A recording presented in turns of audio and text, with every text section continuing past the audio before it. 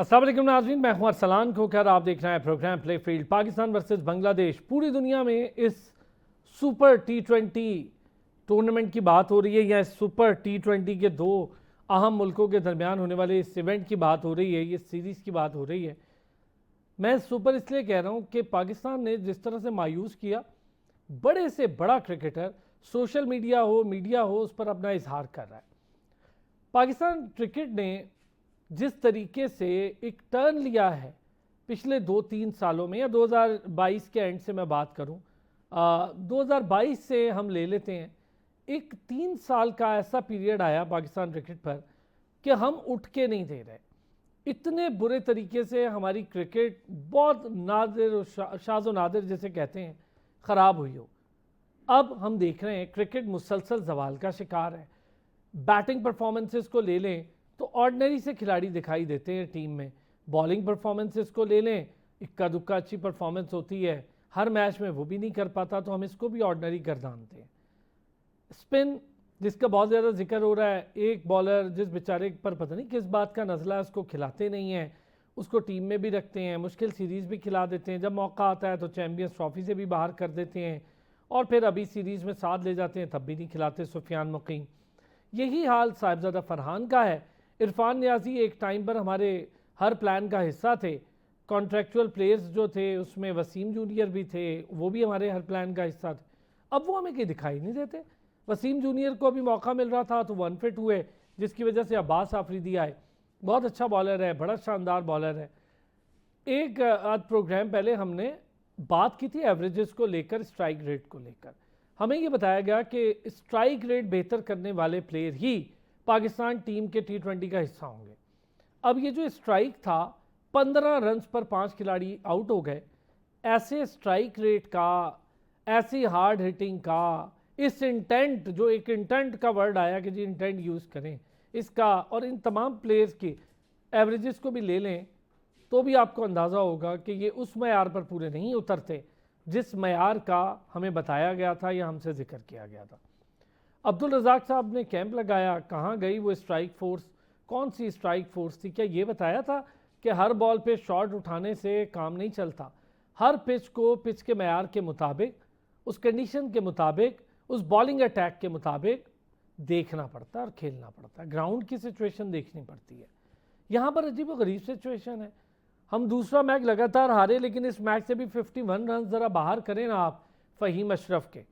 वही 50-60 की टीम है जो फ़खर जमान ने पहले मैच में 44 किए, 2-3 कैचेस छूटे।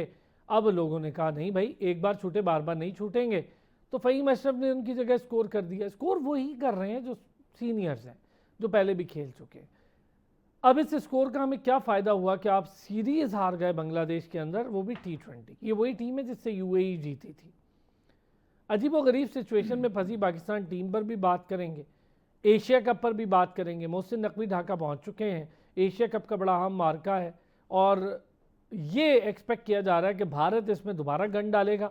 मुमकिन तौर पर नहीं जाएगा एशिया कप में, और ये घटिया काम भारत का शुरू से है, कोई नया नहीं है। उस घटिया किस्म की सोच के मुल्क से हमें और कोई उम्मीद है नहीं, और क्रिकेट को वो ख़राब करते हैं। साबिर हुसैन साहब हमारे साथ मौजूद हैं। साबिर हुसैन हमारा रेगुलर हिस्सा भी है, क्रिकेट एक्सपर्ट भी हैं और हमारे स्टैट गुरु भी हैं, मज़े मज़े के स्टैट्स लेकर आते हैं। साथ ही मुश्तबा हसन ने हमें ज्वाइन किया है, बड़े शानदार स्पोर्ट्स जर्नलिस्ट हैं, इस वक्त कवर कर रहे हैं इसी सीरीज़ को बांग्लादेश में, हमारे साथ मौजूद हैं। उनका भी बड़ा शुक्रिया अदा करेंगे कि वो अपनी कवरेज के दौरान हमारे लिए भी टाइम निकाल रहे हैं। मुश्तबा अस्सलाम वालेकुम। साबिर भाई अस्सलाम वालेकुम। Thank you. साबिर, ये जो मैच हुआ, एक्सपेक्टेशंस थी कि पहले मैच से अलग हुआ 110 पर आउट हुए थे, अब हम 125 पे हुए, तो 15 रन हमने और बढ़ा लिए। तीसरे मैच में हम इसी हिसाब से 15 को 20 में कन्वर्ट कर लें, हम 130 कर लेंगे फिर। अफसान साहब, सबसे पहले तो बहुत शुक्रिया। देखें, पाकिस्तान बांग्लादेश की जो सीरीज़ है और जिस तरीके के उनके मुल्क में हो रही है, तो देखिए हमें ये पता था कि वो पिचेस आसान नहीं है। बड़ी बड़ी टीमों ने वहाँ पे स्ट्रगल किया है, मगर हम पाकिस्तान की अगर बात करें तो अफसान साहब, हिस्टोरिकली देखा जाए तो 2007 में पहला टी20 हम लोगों ने खेला था, वो भी कीनिया नैरोबी में बांग्लादेश के खिलाफ। उसके बाद फिर कराची में खेला, फिर वेस्ट इंडीज़ में खेला, 2010 का टी20 वर्ल्ड कप साउथ अफ्रीका में खेला। तो इनको 8 साल लगे थे 2000 जाके वो 15-16 में, जब हम 2015 का वर्ल्ड कप हारे थे मिसबाह की कप्तानी में क्वार्टर फाइनल ऑस्ट्रेलिया के खिलाफ। उसके बाद अजहर अली को कप्तान बनाया था हमने, और फिर हम लोग बांग्लादेश के टूर पे गए थे। हमने ओडीआई सीरीज़ हारी थी और हम T20 मैच भी हार गए। तो वो पहला चांस था बांग्लादेश के लिए। शेख हसीना वाजिद ने झंडा भी अपना लहराया था, मुझे सारा कुछ याद है। तो उनको 8 साल लगे थे। उसके बाद अगर हिस्टोरिकली बात की जाए, हेड टू हेड बात की जाए, तो हम लोग कम से कम 20-25 मैचेस खेल चुके हैं, जिनमें सिर्फ 2 से 3 दफ़ा वो हमसे जीते हैं। अगर हम जिस तरीके से आपने इंट्रोडक्शन में कहा कि प्रॉब्लम कहाँ पे है, देखिए प्रॉब्लम हमारी सोच में है। ये वही प्लेयर्स हैं जो कि लीग्स में जाके स्कोर करते हैं, होम ग्राउंड्स पे स्कोर करते हैं, मगर बाहर जाके इनसे खेला नहीं जाता। प्रॉब्लम इनकी मेंटलिटी का है, इनकी फिटनेस का है, ठीक है। कहीं ना कहीं से ये इन चीज़ों को अप्लाई नहीं कर पा रहे। मैं तो अब सोशल मीडिया पे देख रहा हूँ लोग माइक हैसन जो कोच हैं उसको ब्लेम कर रहे हैं। देखिए उनका कोई कसूर नहीं है, ये हमारे सिस्टम का कसूर है। अच्छा, माइक हैसन पिच को ब्लेम कर रहे हैं, लोग माइक हैसन को ब्लेम कर रहे हैं, क्या चल रहा है साबिर? नहीं अरसलान साहब, देखें ये वही लड़के हैं कि जिनको जो देखिए कोचिंग स्टाफ के साथ साथ माइक हैसन के साथ जो आपके बाकी जो लोकल आपके पाकिस्तानी प्लेयर्स हैं, कोचिंग स्टाफ हैं, उनका क्या काम है? क्या वो 2022-23 में टूर नहीं किया था? उनको नहीं पता जो हमने 3 T20 पहले खेले थे? हमने पिछले सीरीज जो हमने बांग्लादेश के खिलाफ इसी मीरपुर में खेला था, पहले मैच में Haider Ali man of the match था, हम लोग जीत गए थे। दूसरा मैच में फ़खर जमान ने 50 मारी थी, वो हम जीत गए थे। हमने तीनों मैच चेस किए थे। तीसरे मैच में हसन अली को मैन ऑफ द मैच मिला था, उन्होंने 3-4 विकेट ली थी, तो हमने वो 3-0 सीरीज जीती थी।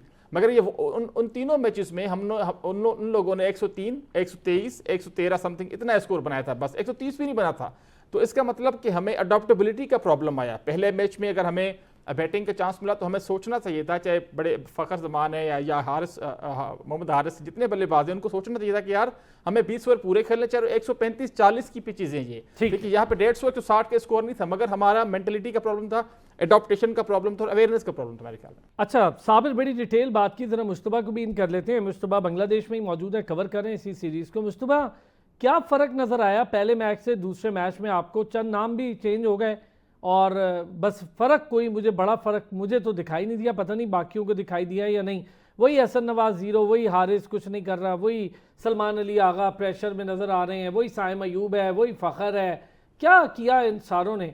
अहमद दानियाल ने बॉलिंग बेहतर कर ली, पेस निकाली, बैटिंग भी थोड़ी सी बेहतर हो गई उसकी, नज़र आया, लेकिन फ़हीम अशरफ के 51 रन भी ज़ाया हो गए।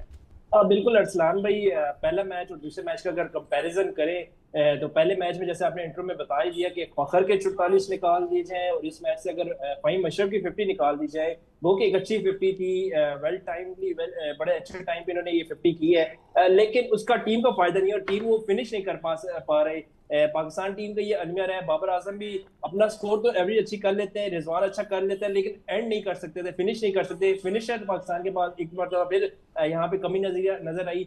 कल फ़हीम अशरफ को चाहिए था कि अगर उन्होंने 50 स्कोर कर ली है, पूरा आपने 30-35 बॉल खेली है, तो अब उसको गेम को फिनिश करके जाए, ना कि आपने पहली बॉल पे सिंगल लेकर अहमद दानियाल को जो है वो स्ट्राइक दे दी और पूरा ओवर 5 बॉल साइड में खड़े हो गए, जब बैटिंग पे आए तो पहली बॉल पे आउट हो गए। तो मेरे ख्याल से यहाँ पे फ़हीम अशरफ से थोड़ी सी गलती होगी, शायद उनको अपने ऊपर भी इत्मीनाद नहीं था कि वो इस गेम को फिनिश कर पाएंगे। अगर वो स्ट्राइक अपने पास रखते तो एटलीस्ट जो अहमद दानियाल ने 2-3 बॉल मिस की, उन पे एटलीस्ट 3-4 रन बन जाते, तो आखिरी ओवर में जो मार्जिन था वो कम हो जाता, जिसपे बांग्लादेश पे प्रेशर आता और पाकिस्तान पे प्रेशर ना होता। लेकिन वहां पे फ़हीम अशरफ ने सिंगल लेके मुझे नहीं समझ आया कि क्या सोच के सिंगल लिया। क्या उनको अहमद दानियाल जो डेब्यूटेंट थे उन पर इतना एतमाद था कि वो उनसे बेहतर खेल लेंगे, या उनको ये उम्मीद थी कि ये अहमद दानियाल सिंगल हैंडेडली पाकिस्तान को मैच जिता जाएगा? यहाँ पे अगर बाकी टीम की बात करें, चले फ़हीम ने 50 की लेकिन मैच फिनिश नहीं किया। दूसरी बाकी टीम की बात करें, फ़खर जमान फ्लॉप, साइम फ्लॉप हो गया, हारिस फ्लॉप हुआ, इसके अलावा सलमान अली आगा की तो बात ही ना करें, वो तो सिर्फ कप्तानी के लिए यहाँ पे आया हुआ है। यहाँ पे ना उसकी बैटिंग है ना बॉलिंग है, उसका कोई और रोल नहीं है, उसने सिर्फ जाके टॉस करना है और उसके बाद मैच के एंड पे प्रेजेंटेशन करनी है, इसके अलावा उसका कोई काम नहीं है। अच्छा मुस्तफा, कल कौन आया प्रेस कॉन्फ्रेंस के लिए, प्रेसर के लिए, क्या बात की? ऑब्वियसली जो टीम में बेहतर परफॉर्म करता है उसी को भेजते हैं, ताकि जो पाकिस्तान की यहाँ पे जर्नलिस्ट होते हैं या जो बाकी लोग होते हैं उनके सामना करना है तो थोड़ा सा इज्जत रह जाए। यहाँ पे उन्होंने फ़हीम अशरफ को भेजा क्योंकि उन्होंने 50 की हुई थी, गो के उनके मैच विनिंग नहीं थी 50, लेकिन उन्होंने फ़हीम अशरफ को भेजकर ये क्योंकि बाकी कोई प्लेयर आता, सलमान अली खुद आते तो उनसे हार्श क्वेश्चन किए जाते, हो सकता है माइक ऐसा ना आता तो उनसे वो पूछा जाता कि जी आज का पिच का क्या मसला था, या आज भी पिच में कोई मसला था कि बांग्लादेश जीत गया। अगर कोई और सीनियर फखर जमान आता तो उनसे पूछा जाता जी आपने तो एक छक्का भी नहीं मारा, क्या कर रहे हैं आप लोग। तो इन्होंने फहीम अशरफ को भेजा क्योंकि उन्होंने 50 की हुई थी, तो निस्बतन उनकी जो परफॉर्मेंस थी बाकी टीम की निस्बत देखा जाए तो बेहतर थी। तो उन्होंने आज फहीम अशरफ को कल रात को फहीम अशरफ को प्रेस कॉन्फ्रेंस में भेजकर बता दिया कि पाकिस्तान टीम जो है इसको किसी का सामना करने के काबिल नहीं है। ये साबिर, मैं ज़रा आपसे बड़ी डिटेल बात कही अभी मुश्तबा ने। 15 पर 5 साबिर, ये तो हमारे वो स्ट्राइक रेट वाले प्लेयर नहीं थे, वो इंटेंट के नाम पर आए हुए प्लेयर नहीं थे, ये हार्ड हिटर्स नहीं थे। गुज़िश्ता एक आधा प्रोग्राम पहले वसी ने इन सब के हमें स्ट्राइक रेट्स भी गिनवाए, एवरेजेस भी बताई कि ये स्ट्राइक रेट है, ये एवरेज है। उस बेस पे खुशदिल शाह बतौर फिनिशर आए 104 के स्ट्राइक रेट पे, एवरेज स्ट्राइक रेट उनके करियर का 104 है। अब आप अंदाज़ा करें, और उनकी अपनी एवरेज को 15-16 की ही है, 14-15 की। हम कैसे मान लें कि हमारे पास ये जो फोर्स तैयार हो रही है ये वर्ल्ड कप में हमें लीड करा देगी या बड़ा अच्छा खेल लेगी? आगे आने वाली एशिया कप का क्या बनेगा?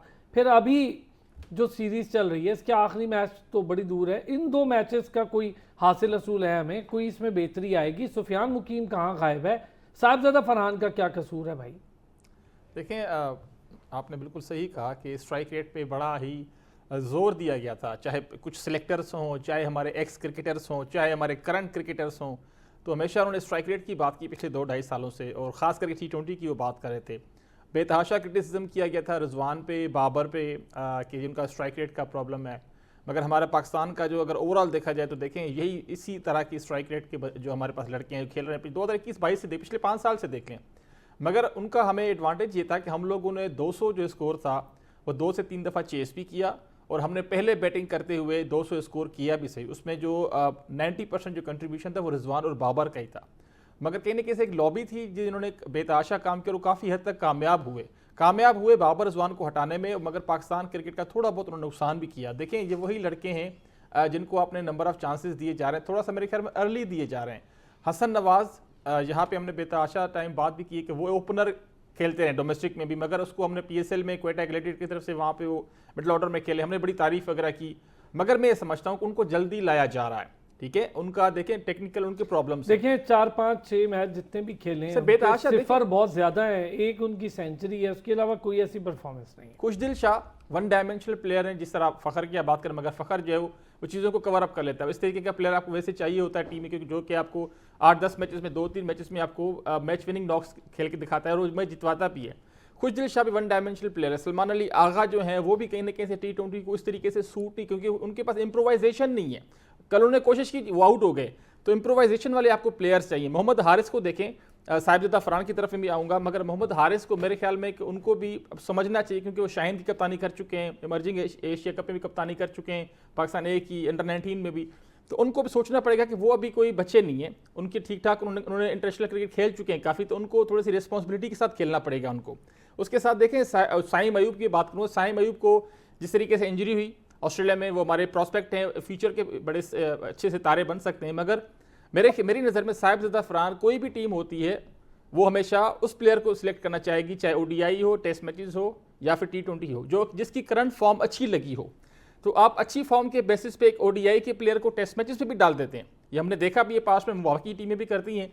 साहिबजादा फरहान जिन्होंने 2024 में 4 सेंचुरीज की थी T20s के अंदर, तो उनको आप क्यों नहीं चांस दे रहे? क्योंकि एक बंदा फॉर्म में भी है, उन्होंने होम सीरीज में उनकी फॉर्म आपने देखी भी सही, उसके बावजूद आपने उनको बिठाया। आप साइम अयूब को जबरदस्ती इंडक्ट कर रहे हैं, देखिए वो इंजरी से वापस आए, टाइम लगता है, आप डगआउट पे रखें, स्क्वाड पे रखें, मगर कहीं ना कहीं से उनको टाइम दें ताकि अपनी इंजरी के ऊपर प्रॉपर तरीके से काम कर सके। हो सकता है वो खुल के शॉट्स ना मार रहे हो अभी, तो हो सकता है उनको, मुझे ये लग रहा है कि उनको निगल्स हो, तो आप उनको बेशक रखें स्क्वाड में, मगर जो एक फुली फिट है, एक फॉर्म में भी है, जिसकी फॉर्म फ़खर जमान से ज़्यादा अच्छी है, आप उसको डगआउट में बिठा रहे हैं।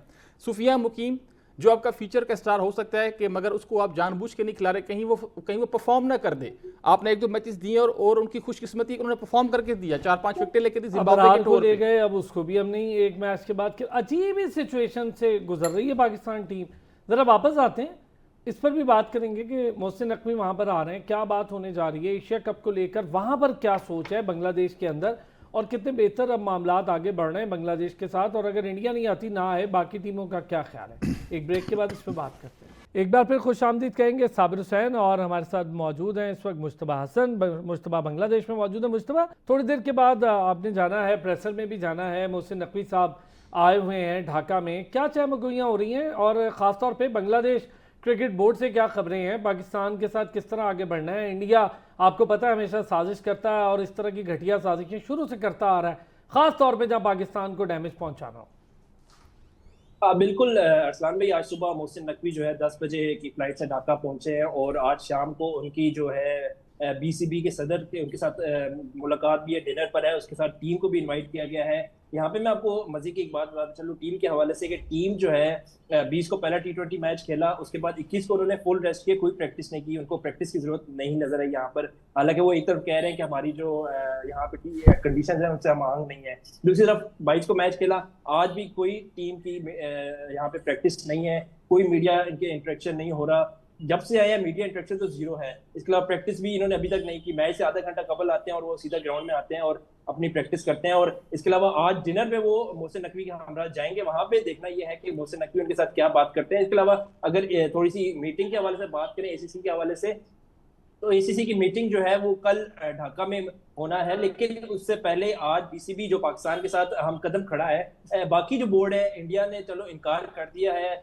लेकिन बाकी बोर्ड है, अफगानिस्तान का बोर्ड है, इसके साथ जो श्रीलंकन बोर्ड है उसने अभी तक ना हामी भरी है और ना इनकार किया है। यहाँ पर बांग्लादेश क्रिकेट बोर्ड से आज जो मुलाकात है, प्रेसिडेंट से मुलाकात है, मोहसिन नकवी साहब इनसे इसमें मुशावरत करेंगे कि आया क्या हिकमत अमली अपनाई जाए, कि क्योंकि किसी भी एसीसी मीटिंग को ऑफिशियल बनाने के लिए 3 टेस्ट प्लेइंग नेशन के ऑफिशियल्स का होना जरूरी है। तो इस वक्त पाकिस्तान और बांग्लादेश तो एक पेज पर है, लेकिन तीसरा ऑफिशियल इनको भी दरकार है, वो अफगानिस्तान से होता है, श्रीलंका से होता है। दोनों बोर्ड अपनी अपनी जगह पर कोशिशें जारी कर रहे हैं कि किसी तरह अफगानिस्तान या श्रीलंका को इस मीटिंग में मदऊ कर लिया जाए और कामयाबी के साथ यहाँ पर आ जाए और इस मीटिंग का इनेकाद हो जाए, ताकि एशिया कप और फ्यूचर का जो है मुस्तकबिल है उसका फैसला किया जा सके। भारत को यहाँ पर भारत की सियासत यहाँ पर अभी तक जो कहा जाए वो कामयाबी की तरफ है, क्योंकि अफगानिस्तान ने भी अभी तक वाज़ेह जवाब नहीं दिया, दूसरी तरफ श्रीलंका को भी उन्होंने अपने साथ इंगेज किया हुआ है, श्रीलंका ने भी अभी तक जवाब नहीं दिया। मोहसिन नकवी उम्मीद नजर आए सुबह के वो इस अफगानिस्तान या श्रीलंका में से किसी एक मुल्क को एटलीस्ट अपने साथ मिला लेंगे और इस मीटिंग को कामयाब बनाएंगे, लेकिन इसका फिल वक्त कहना कुछ कबल अज वक्त है। लेकिन आज शाम को ये चीजें वाज़ेह होना शुरू हो जाएंगी कि क्या मीटिंग का इनेकाद होगा और क्या एशिया कप पाकिस्तान जो पाकिस्तान के सदर है, एसीसी के सदर है मोहसिन नकवी, इसको कामयाबी से इनेकाद करवा सकेंगे या नहीं, इसका फैसला आज शाम को होगा। मैं ये बताता चलूँ कि सलमान नसीर भी पाकिस्तान के जो टीम है उनके साथ हमरा होंगे और ये मीटिंग जो है बांग्लादेश बोर्ड के साथ आते हैं। सलमान नसीर साहब भी होंगे। सलमान नसीर साहब भी, जैसे अब हॉकी फेडरेशन के लोग हर जगह जा रहे हैं ना, मुझे लग रहा है पीसीबी के लोग भी अब हर जगह हमें दिखाई देंगे, टॉप ऑफिशियल्स। अच्छा मुश्तबा, एक चीज़ इससे पहले साबिर से इस पर बात करूं, बांग्लादेश बोर्ड का बिहेवियर कैसा आपको दिख रहा है? कोई तब्दीली आई, कोई बेहतरी आई है? पाकिस्तान के साथ कैसे आगे बढ़ना है? इस एशिया कप के कामयाब इनेकाद के लिए बांग्लादेश क्रिकेट बोर्ड भी पुरज़्म है पाकिस्तान के साथ? हाँ बिल्कुल, सिर्फ इस वक्त अगर देखा जाए तो बांग्लादेश को बोर्ड ही है इस वक्त जो पाकिस्तान के साथ खड़ा है। बाकी आपका अपना पड़ोसी मुल्क जो है अफगानिस्तान, उसने भी साइड पे कर लिया। श्रीलंका एक वक्त में हमारे अच्छे ताल्लुकात होते थे, लेकिन भारत की लॉबी वहां पे भी कामयाब हो गई है और उसने श्रीलंका को भी पाकिस्तान से दूर कर दी। एक वक्त में कहा जाता था कि पाकिस्तान और श्रीलंका जो है इनके आपस में बड़े अच्छे ताल्लुकात हैं, लेकिन इस वक्त जो है भारतीय लॉबी ने अफगानिस्तान और श्रीलंका को अपनी तरफ कर लिया और बांग्लादेश सिर्फ वाहिद मुल्क है, बांग्लादेश का बोर्ड सिर्फ वाहिद बोर्ड है जो इस वक्त पाकिस्तान के साथ खड़ा है। और यही उम्मीद है और यही एक कोशिश थी जो मोहसिन नकवी को बांग्लादेश ले आई है और एक दिन कबल ले आई है ताकि वो बांग्लादेश के प्रेसिडेंट के साथ बैठे और बाकी जो ममालिक है उनसे उनके बारे में मुशावरत करें। तो मेरे ख्याल से बांग्लादेश बोर्ड का इस वक्त बड़ा मुस्बत एक रोल है यहाँ पर, जहां मोहसिन नकवी की अपनी कोशिशें जारी है, उन्होंने पहले दौरा भी किया अफगानिस्तान का, वहीं पे बांग्लादेश बोर्ड भी अपनी तरफ से कोशिश कर रहा है कि किसी तरह किसी एक टेस्ट प्लेइंग नेशन को इसके अपने साथ एंगेज करे और इसमें पाकिस्तान की मामला तो जरूर होगी, लेकिन साथ साथ बांग्लादेश के लिए भी ये फायदेमंद चीज है, क्योंकि पाकिस्तान टीम इस वक्त इंडिया जो है वो बांग्लादेश आने पे राजी नहीं हो रहा। पाकिस्तान टीम यहाँ पे आया है, श्रीलंका गया है, बांग्लादेश तो एशिया में रहने के लिए बांग्लादेश को जहाँ पाकिस्तान के साथ की जरूरत है वहाँ पे पाकिस्तान को भी बांग्लादेश और दीगर एशियन ममालिक की साथ जरूरत है, क्योंकि इंडिया अगर सारों को अपनी तरफ कर लेता है तो पाकिस्तान तनहा कुछ भी नहीं कर सकता। तो मेरे ख्याल से बांग्लादेश बोर्ड और बात है कि जरा बांग्लादेश बोर्ड की रवैयों में भी तब्दीली आई, बांग्लादेश बोर्ड भी अब आगे बढ़ रहा है और बांग्लादेश को भी साबिर अब सोचना होगा, जिस तरह से भारत इस क्रिकेट को गंदा कर रहा है, मैं इसके साथ नहीं खेलूंगा, मैं उसके साथ नहीं खेलूंगा, और मुझे लग रहा है ये टाइम दूर नहीं है, एक टाइम पे भारत अकेला ही खेलेगा, कोई भी उसके साथ नहीं खेलेगा। देखें ये सोशल मीडिया पे ही ज़्यादातर बातें हो रही हैं कि वो पुल ऑफ कर जाएंगे। देखें बड़ा मुश्किल होगा बीसीसीआई के लिए भी, क्योंकि देखें 80 to 90% जो ब्रॉडकास्टर्स हैं पूरी दुनिया में, खास करके क्रिकेट के हवाले से, वो इंडियन ब्रॉडकास्टर्स हैं। जो पिछला जो एशिया कप था या फिर चैंपियंस ट्रॉफी थी, वहाँ पे भी जो ज़्यादातर जो एक किस्म का इम्पैक्ट डाला था वो आपके ब्रॉडकास्टर्स ने डाला था, ठीक है। और कहीं ना कहीं से वो जो बीसीसीआई को भी काफ़ी दफ़ा उन्होंने बैकफुट पे किया है। तो अभी भी देखें पीसीबी का मोहसिन नकवी साहब का एक स्टांस है, क्योंकि वो एशियन क्रिकेट काउंसिल के प्रेसिडेंट है, तो उन्होंने ये भी कहा था कि देखें अगर आप लोगों ने नहीं आना था मीटिंग में तो 15 दिन का नोटिस आपको देना चाहिए था, या आपको इनफेक्ट उन्होंने पहले इन्फॉर्म किया हुआ था इस चीज़ का। तो मुझे हैरानगी श्रीलंका पे हो रही है। देखिए बीसीसीआई तो आप उससे आप कुछ भी एक्सपेक्ट कर सकते हैं, जिस तरीके के आप अल्फाज, सही बात है, घटिया सोच की आप जिस तरीके से आपने बात की, तो ये तो शुरू से है, या अभी से नहीं है। वो भी दौर था जब 1919 के 1999 के दौरे पे वो हमें मिलते तरले कर थे कि भाई मेहरबानी करके आप आओ, इनकी ये फाइनेंशियल अभी वर्ल्ड कप में की हैं, 2023 के वर्ल्ड कप में मिन्नतें की थी। हम जरा साबिर जो बात आप कर रहे हैं, मुस्तफा अगर मैं आपसे एक चीज पूछूं, आपने बताया कि 2 दिन हो गए, एक दिन मैच के बाद फिर नहीं हुई थी प्रैक्टिस, अब फिर आज प्रैक्टिस नहीं हुई, क्या वजह है भाई? हमारे कैंप से कोई खबर आ रही है, कोई इंटरेक्शन मीडिया को कोई बात बता रहे हैं, कोई कुछ ग्रुप्स में डाल रहे हैं? मैं तो नहीं देख रहा व्हाट्सएप के ग्रुप में कुछ ऐसा डाला हो कि जिससे हमें भी पता चले ये प्रैक्टिस क्यों नहीं कर रहे। क्या मसला हो गया? सारा कुछ सीख लिया है इन्होंने, कोई ज़रूरत नहीं है इन्हें प्रैक्टिस की? देखिए मेरे ख्याल से इस वक्त प्रैक्टिस से ज्यादा वो रेस्ट पर फोकस दे रहे हैं। शायद गर्मी एक ऐसी वजह है जो इनको ग्राउंड में, मैदान में लाने से कासिर है। मुझे अभी तक इस वाजे नहीं है ये क्या वजह हो सकती है, लेकिन मीडिया इंटरेक्शन के अलावा जो प्रैक्टिस है वो भी बिल्कुल नहीं है। इसके अलावा प्लेयर्स की अगर बात की जाए तो वो होटल से बाहर निकलते तो हैं लेकिन ग्राउंड की तरफ नहीं आते, वो इधर उधर शॉपिंग वगैरह में बिजी जरूर नजर आ रहे हैं। मुझे इस बात की अभी तक समझ नहीं आ रही कि आखिर क्या सोच है कि आप मैच या तो जीत रहे हो तो चलो समझ आती है कि आप प्रैक्टिस का आपकी जरूरत नहीं, आपको पिच की कंडीशन का काफी आइडिया है, लेकिन आप एक तरफ मैचेस भी हारे, आप सीरीज भी हारे, उसके बावजूद आप ग्राउंड में नहीं आ रहे, प्रैक्टिस के लिए नहीं आ रहे। कंडीशन आएंगे तो समझ आएगी कि यहाँ पे कैसे खेलना है, किसको खिलाना है, किसको नहीं खिलाना। बस स्ट्रेट अवे ग्राउंड में जाते हैं, ग्राउंड में टॉस से कबल देखते हैं, पिच के एक नजर देखते हैं और उसके बाद टीम का अनाउंस कर देते हैं। और उसका रिजल्ट आपने देख लिया कि पाकिस्तान जो है बांग्लादेश से पहली मर्तबा क्लीन स्वीप की तरफ जा रहा है। 2-0 से सीरीज हार चुका है पाकिस्तान ऑलरेडी, लेकिन मुमकिन तौर पर जैसी टीम की परफॉर्मेंस है 3-0 इज ऑन द कार्ड। अभी से प्रेडिक्ट कर रहा हूँ कि पाकिस्तान, वैसे हमने बड़े रिकॉर्ड नहीं बना लिए मुस्तफा। पहले बांग्लादेश को पाकिस्तान बुलाया तो हम टेस्ट सीरीज भी उनसे पहली बार हार गए, अब हम गए तो मुकम्मल एक T20 सीरीज भी उनसे हार रहे हैं हम, तो हमने तो अच्छे रिकॉर्ड अपने कायम कर लिए हैं। देखिए बांग्लादेश हमारे करीब आ रहा है, मुल्क जैसे जैसे पाकिस्तान के बोर्ड का साथ दे रहा है तो पाकिस्तान ने भी उनका किसी ना किसी तरह साथ देना, तो नए रिकॉर्ड बना रहा है पाकिस्तान उनके लिए और पाकिस्तान अपने रिकॉर्ड को खराब किए जा रहे हैं। कल की अगर आप जो उनके स्कोर कार्ड है उसको देखें तो 0-1-0 समथिंग लाइक दिस, पहले 5-6 जो प्लेयर्स हैं तो कहीं ना कहीं जाके उनका कॉन्टेक्ट नंबर बाबर आजम से जरूर मिल रहा है कि वो किसी ना, अगर मोबाइल नंबर होता तो जरूर बाबर आजम को बुलाते कि बाबर आजम की यहाँ पे अशद जरूरत है। एटलीस्ट टॉप ऑर्डर में आपके 0-1, 0-5-4 जो पहले 6 प्लेयर 18 स्कोर बनाए मैच, तो ये बेहतर हो जाता अगर बाबर और रिजवान होते।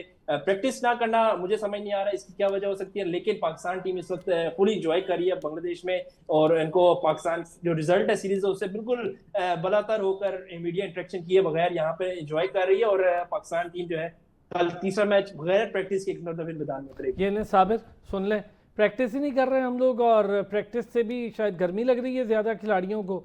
भाई इंडोर कर लो, कुछ तो करो।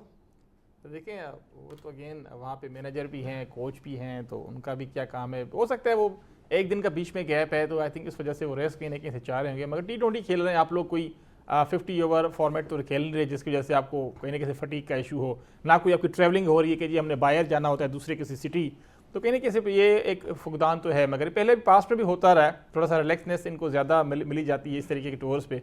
मगर देखें हम जितनी भी भड़ास निकाल लें या गुस्सा शो करें पाकिस्तान क्रिकेट के ऊपर, मगर हमें तारीफ़ भी करनी पड़ेगी बांग्लादेश की, उनके प्लेयर्स की, क्योंकि देखिए उनके कुछ प्लेयर्स ने काफ़ी अच्छा परफॉर्म किया। रिसेंट पास्ट में देखा जाए अभी जो उनका श्रीलंका के साथ जो टेस्ट मैचेस हुए, जो ODIs जिस तरीके से उन्होंने खेले, T20 की सीरीज क्रेडिट जाता है, मैं ये नहीं कह रहा, क्रेडिट जाता है, लेकिन हमें कम से कम रेजिस्टेंस कुछ तो शो करें ना।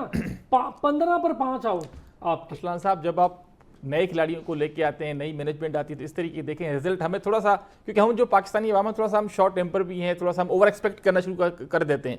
देखिए आप हसन नवाज से, आप मैं कहता हूँ कि खुशदिल शाह से आप क्या एक्सपेक्ट कर सकते हैं? पॉजिटिव साइन मेरी नज़र में अच्छा मुझे बताएं, नए लड़के लाए, फ़खर नया है, साइम नया है, सलमान अली आगा नया है, हारिस नया है, फ़हीम अशरफ नया है, खुशदिल नया है। नया कौन है भाई? एक दो लड़के हैं और ये हसन नवाज भी अब ठीक ठाक खेल लिया है। अच्छा मैं ब्रेक पर जाता हूँ सर, ब्रेक पर जाते हैं और ब्रेक से जब हम वापस आएंगे ज़रा इस पर मजीद डिस्कस करेंगे। मुश्तबा प्रेस कॉन्फ्रेंस के लिए जाएंगे तो हम उन्हें थैंक यू करेंगे। बहुत शुक्रिया मुश्तबा, आप हमारे साथ पहले 2 सेगमेंट्स में रहे। वापस आते हैं ब्रेक से, एक बार फिर खुश आमदीद कहेंगे। साबिर हमारे साथ मौजूद हैं। मुश्तबा ने प्रेसर के लिए जाना था तो हमने उन्हें थैंक यू भी किया और उन्होंने बड़ी डिटेल बातें भी की। साबिर बॉलिंग को लें, क्या बात करेंगे बॉलिंग को देखकर? चले बैटिंग पे तो हम कर ही रहे हैं। सलमान अली आगा खुद कह रहे हैं जी बैट्समैन जितने भी हैं उनकी कारकर्दगी पर मुझे बड़ी तशवीश है। अपनी शायद बात नहीं कर रहे हैं, वो बाकियों की कह रहे हैं कि मुझे बड़ी तशवीश है। यार बांग्लादेश के साथ आप इस टीम के होते हुए जो आपने हीरे चुने कि नहीं जी ये होगा हमारा बेस्ट पॉसिबल कॉम्बिनेशन, वो आपका चल नहीं रहा। ये मुझे समझ में नहीं आ रहा। चले बॉलिंग का आप मुझे बताएं। 135 133 हमने देखा आराम से बांग्लादेश ने कर लिए और विनिंग तकरीबन स्कोर लगता तो नहीं था, लेकिन बहरहाल हमारी बैटिंग ने उसको विनिंग बना दिया। बॉलिंग में अच्छी बॉल की सलमान मिर्ज़ा ने भी की, पहले में भी की, हमने देखा बड़ी अच्छी की। अहमद दानियाल आए पेस के साथ, छोटे रनअप में पेस के साथ की, अच्छी बॉल की, बुरी बॉल नहीं की। सुफियान मुकीम का प्रॉब्लम आपको भी नहीं समझ आ रहा, मुझे भी नहीं आ रहा। अली रज़ा भी है पीछे, और भी बॉलर्स हैं हमारे, यके बाद दीगरे फिटनेस के मसाइल हुए। हमने इससे आगे वेस्ट इंडीज़ जाना है। वेस्ट इंडीज़ वनडे खेलने के लिए हमें बज़िद है, वो नहीं मान रहा कि हम उनके साथ T20 ज़्यादा खेलें, और हम भी पता नहीं वनडे नहीं खेलना चाह रहे।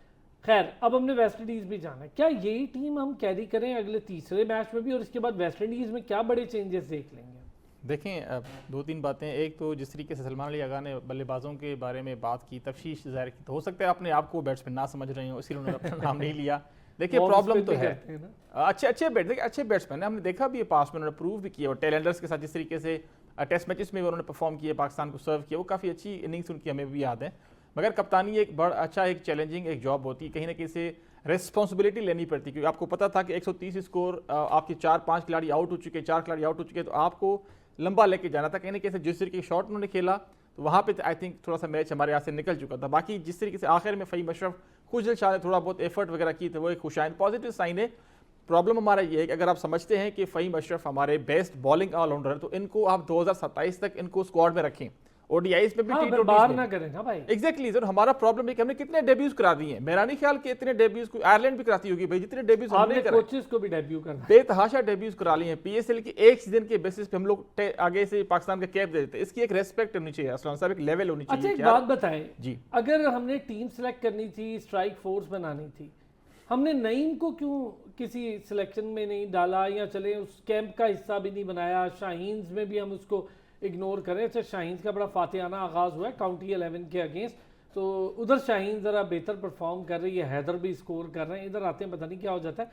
नईम का क्या प्रॉब्लम हुआ, उसको क्यों नहीं हमने देखा? देखिए नईम अभी यंग है सर, तो उनको जल्दी नहीं, क्योंकि हसन नवाज के हमें भी हक पे नहीं था कि इनको इतना जल्दी बार बार लाया जाए। आप अली रज़ा का बार बार नाम ले रहे हैं, देखें वो अच्छे यंगस्टर हैं, मगर उनको एनसीए में लगाएं तो 1-2 साल, उनको 1-2 पाकिस्तान में 1-2 सीजन लगाने थे, 4 डे क्रिकेट की, उनकी बॉडी कम अज़ कम स्ट्रॉन्ग हो, उस लेवल की हो कि वो इंटरनेशनल क्रिकेट में ग्राउंड्स में ODIs T20s या फिर टेस्ट मैचेस में सर्व कर सकें। हमारा प्रॉब्लम ये है कि हम लोग गिनीज बुक में रिकॉर्ड बनाने के हम लोग वैसे भी ना बड़े बड़े शौकीन हैं।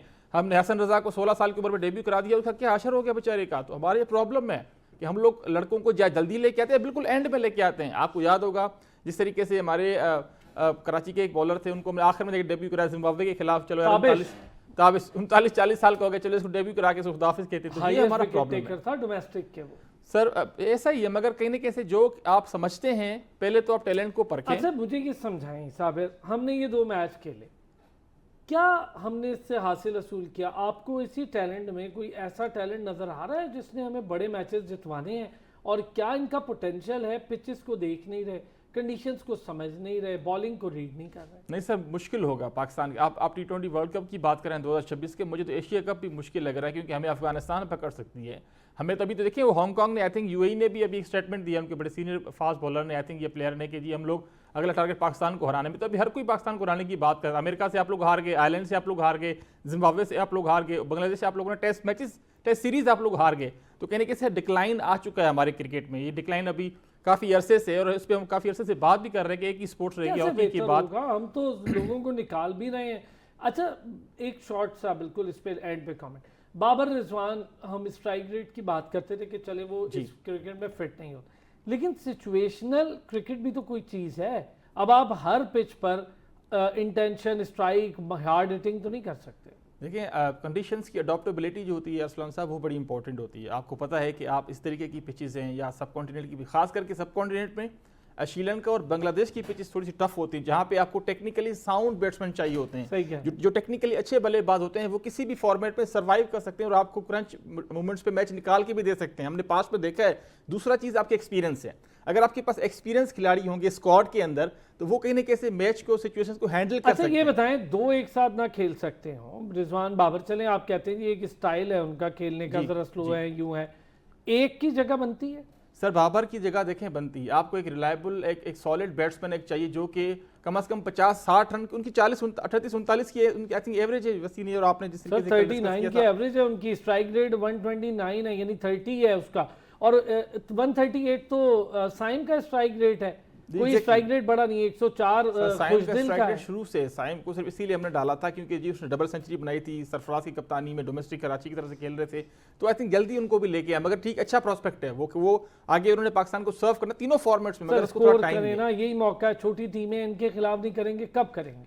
सर अब ये तो उनको ये देखें, हम जितना भी क्रिटिसाइज करें सिलेक्शंस के ऊपर, पीसीबी के ऊपर, मगर इन खिलाड़ियों की भी एक प्राइम रिस्पांसिबिलिटी बनती है यार, इनको जितने नंबर ऑफ मैचेस दिए जाते हैं तो उस तरीके से परफॉर्म करें। मोहम्मद नवाज को देख लें, जिस तरीके से वो आउट हुए। देखिए, आपको पता भी है कि एक अच्छी बॉलिंग उनके साथ हो रही है। भैया आप अपना थोड़ा सा इतने शार्प तरीके से आप खेलें उस तरीके की गेंदों को, ताकि आपको पता हो। मगर सीनियर खिलाड़ी 4-5 दफ़ा टूर कर चुके हैं बांग्लादेश का, बीपीएल खेल चुके हैं, ये वही खिलाड़ी हैं जो कि अपनी नेशनल टीम के जब साथ खेलते हैं तो सर्व नहीं कर पाते। बड़े अफसोस मुझे इन खिलाड़ियों पे भी होता है। इतने अरसा आपको हो चुका है, इतने मैचेस आपको दिए जाते हैं। देखें, आमिर जामी ने भी ट्वीट किया था, आई थिंक अभी उस बेचारे को, मेरे 30 साल का भी नहीं है, उसको लेजेंड का लगा दिया। सर, हमने बेताशा टैलेंट जाया किए ना। जब वो खिलाड़ी, अब हसीबुल्ला का देखें क्या हमने हशर किया। हसीबुल्ला को तो हमने उसमें भी नहीं डाला जो आपका कैंप था, और उसको तो हमने स्किल कैंप में भी नहीं डाला। वही डर है कि परफॉर्म ना कर ले सर। नियतों का मसला है ना, नियतें साफ करेंगे तो पाकिस्तान टीम बेहतर होगी। Sabir Hussain, thank you so much, आपने हमें ज्वाइन किया। मुस्तफा का भी बहुत शुक्रिया, उन्होंने हमें ज्वाइन किया। कल फिर होती है आपसे मुलाकात, अपना ख्याल रखिएगा।